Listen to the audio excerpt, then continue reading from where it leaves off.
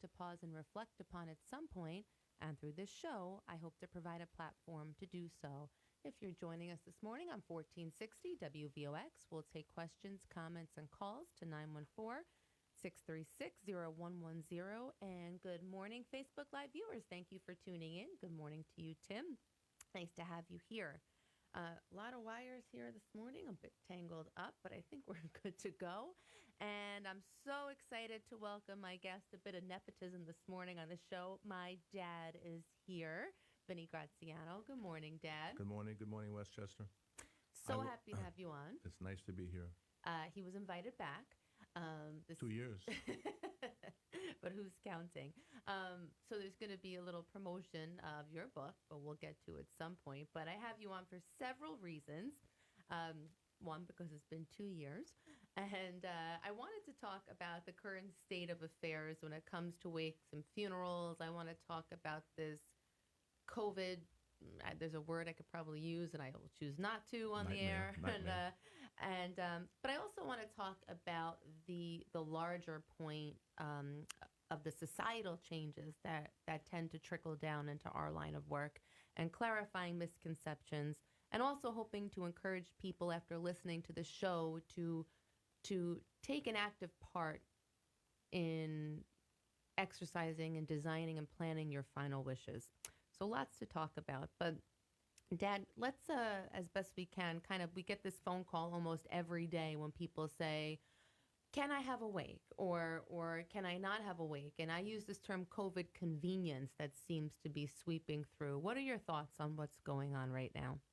Well, I think it's trial and error. I think people are very confused about whether or not you can, what to do. Some people need an excuse not to do anything.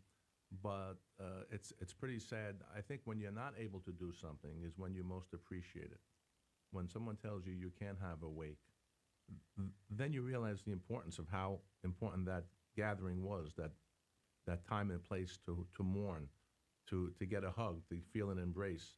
And when you can't have that, that's when you miss it most. So I think people are realizing more now the value of a time and place to honor the dead. It happens with nursing homes and hospitals. People have to go to a hospital and leave their loved one not at the emergency room because they won't let them in. And can you imagine an elderly person in the hospital not being able to see her children and not even knowing why, why they're not able to come, or not being visited in a nursing home? It's pretty sad. And then at the end of all of that, someone passes away, and people are afraid even to take someone to church. You know, the person might have been, we've had people that were churchgoers in church every day, and the family opted not to have a mass of Christian burial or a service of any kind. So it's pretty sad, but I think people are now seeing the value of doing a wake, of having a time and place to mourn, and have someone come up to you and tell you what your dad or your mom meant to them, or some nice thing they did along the way, or the crossing guard, all the children come in, the kids from school, and say the memories they had of the man that helped them cross the street for 10 years. This is life. This is important. This is an important part of life. You always use this reference that I think really drives it home, where you say if you don't have the wake, you will continue to have a wake. So if people don't have that time, place to go and to stop and to pay their respects, then for the next 6 to 12 months, everywhere you go, they're going to be paying that online at CVS. Yes. What do you mean by that? How's mom? Someone will say, how's mom? Oh, she passed away a month ago. And then you have to relive the story of how she died. And someone will see you, 3 weeks, 4 weeks, 5 weeks, and you're having to wake over and over and over again because you did not opt to have a time and place where people can gather. You know, there's so much fear, and the sad part is we're dictated by politicians with ulterior motives, and I think, what's coming out today in the headlines in the past couple of weeks, it's just absolutely disgusting. Yes, COVID was a thing. It is a thing. Precautions should always be taking place, but there's such a fear that was instituted by the higher ups. And now when you see the error of their ways, and such was not the case, and facts and numbers are skewed, and you realize the trickle down effect that it's had. So many people who were denied those chances to say goodbye, denied those chances to be present when someone passed away. I mean, this is just, there's such a travesty here, the Yeah. extent of which we A don't life- even realize. A lifetime of hurt. A lifetime of.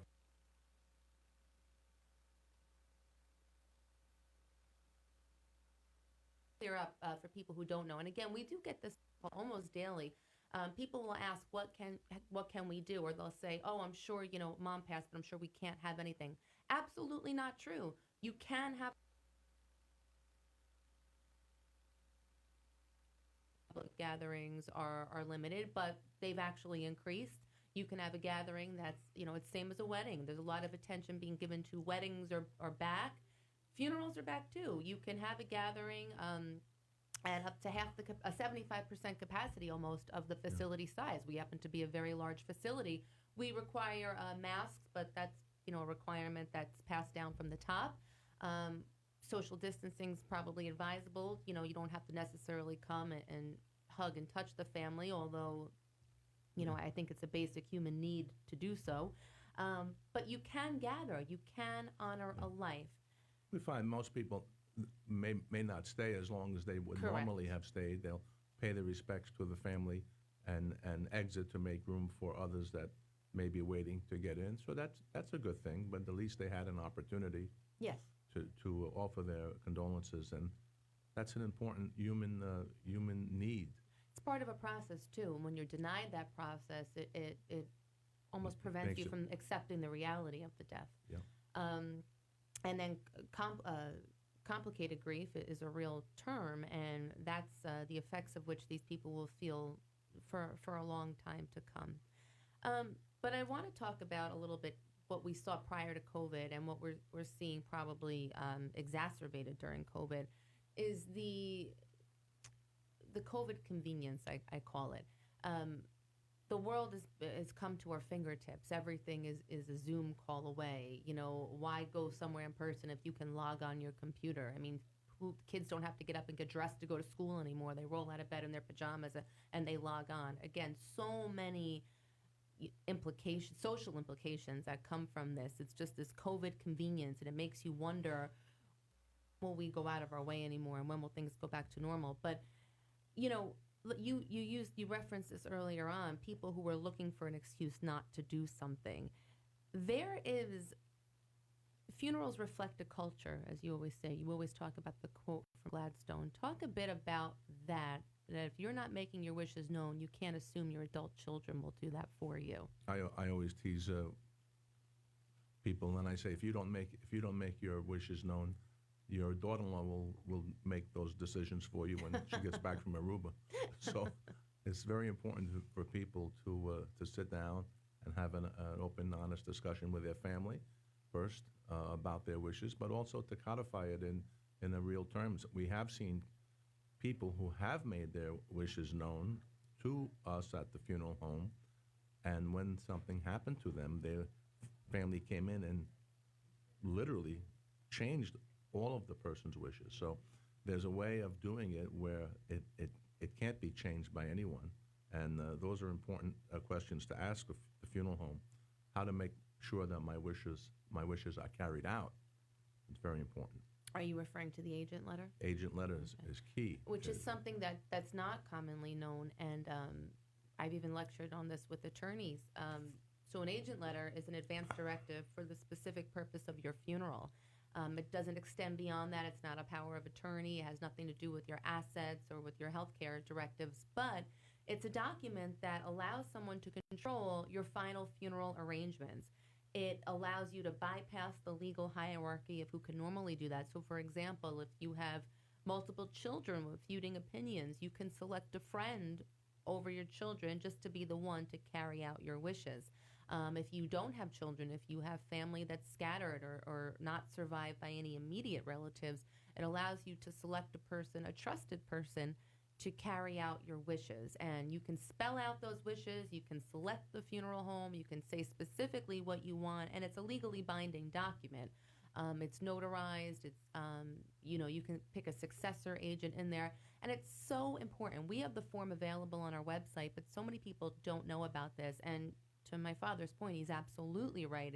It's a very difficult thing for us to open up a file and see what someone wanted and know that that's not being followed out. And it presents a great... And paid for. Yeah. And the money's in a trust, and absolutely.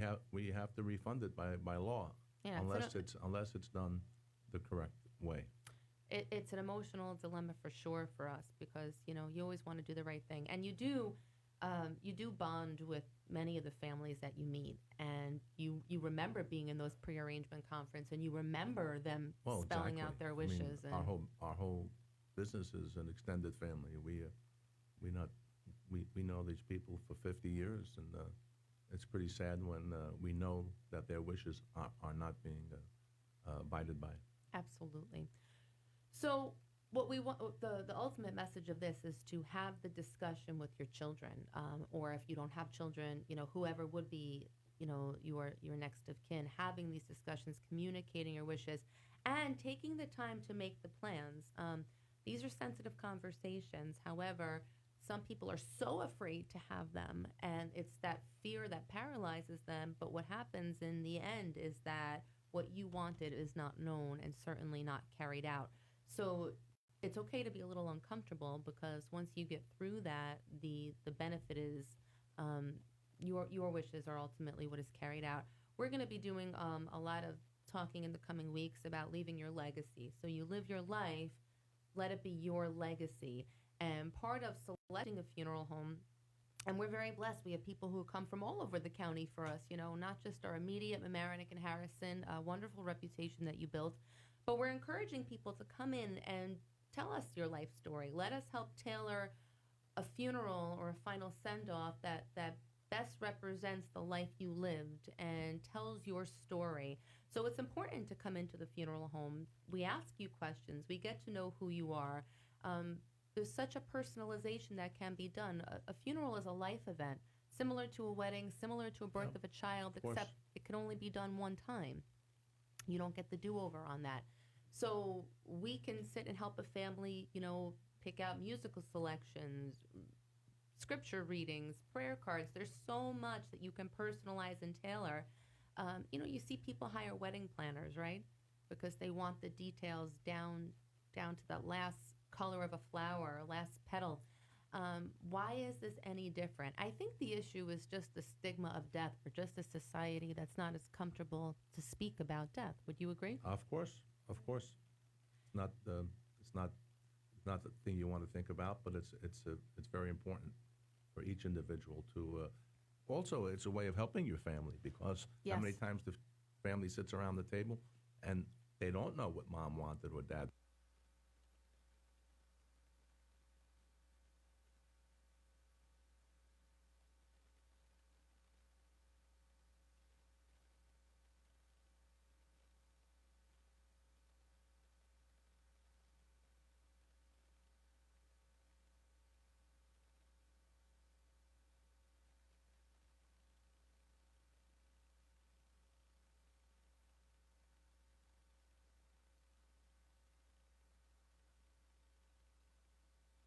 Another telling fact of society nowadays, where you see, take the example, came in to arrange her husband's funeral 15, 20 years ago, and was very specific on what she wanted. And you can show that to the children now when they come in to make dad's arrangements, but yet those two arrangements very seldom match.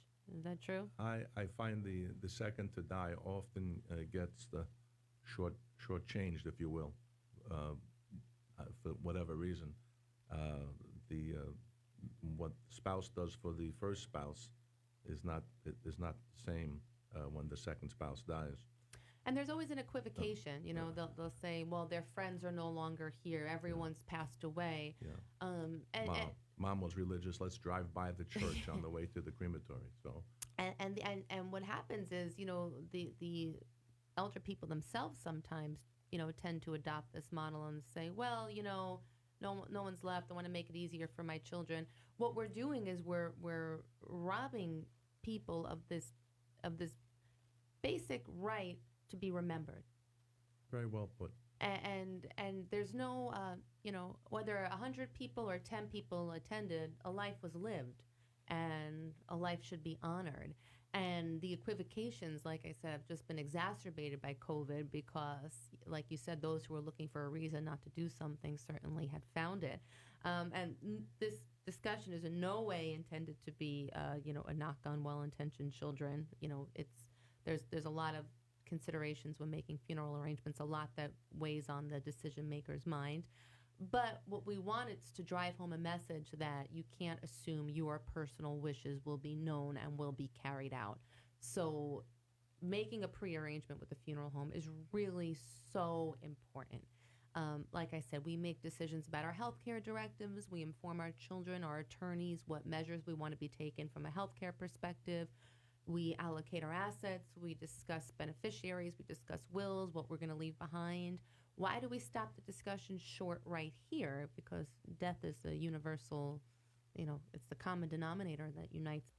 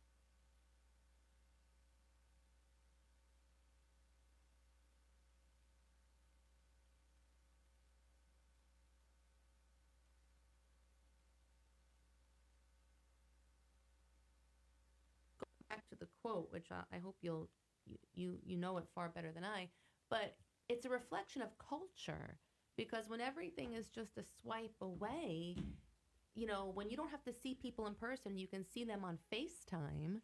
You don't. The human contact is gone, and I think that trickles down. It becomes the equivocation not to honor the life the same way.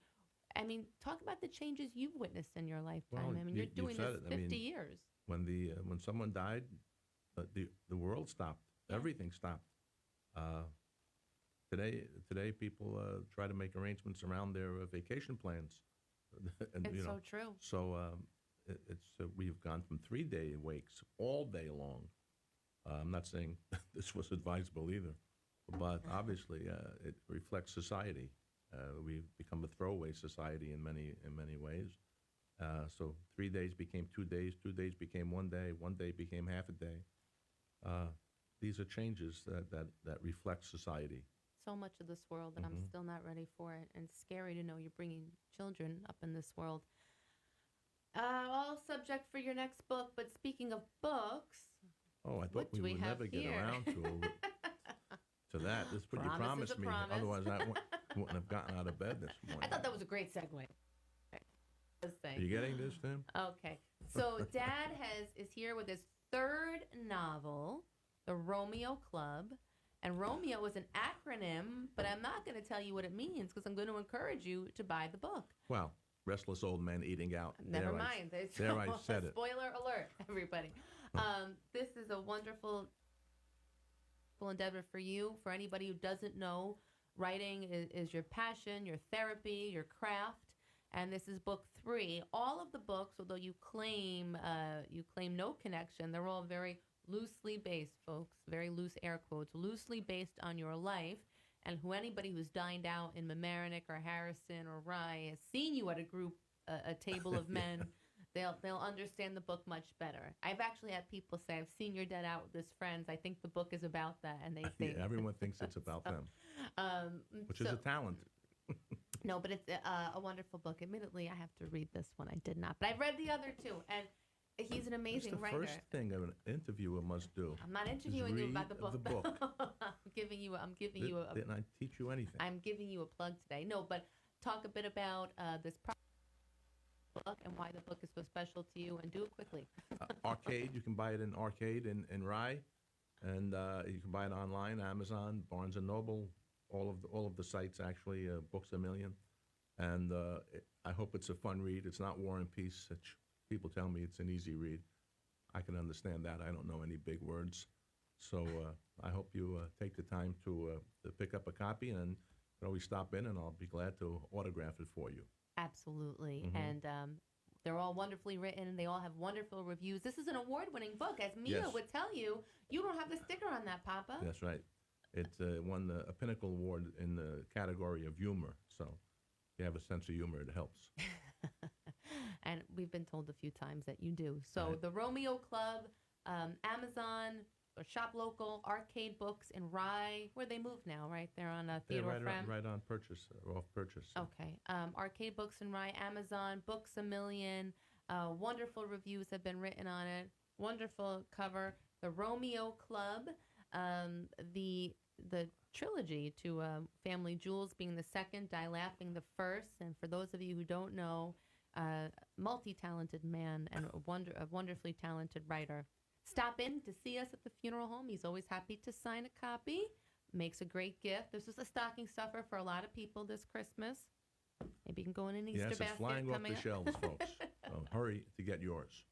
This affects my inheritance and my royalties, so we encourage everyone to stop in. Thank you, Dad. Like I said, we do, on a serious note, we encourage people, anybody is invited to call us to learn more about leaving your legacy.